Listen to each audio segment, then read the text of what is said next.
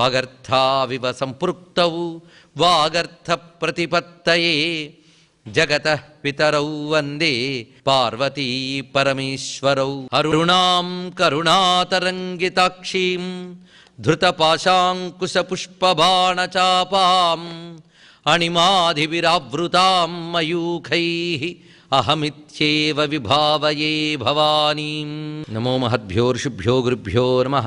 లలితా సహస్రనామ స్తోత్రం పఠనమైన తర్వాత శిష్టులైన వారు చెప్పేటువంటి ప్రధానమైన 2 అంశములు ఏమిటి అంటే, ముఖ్యంగా ఉమానామాన్ని 10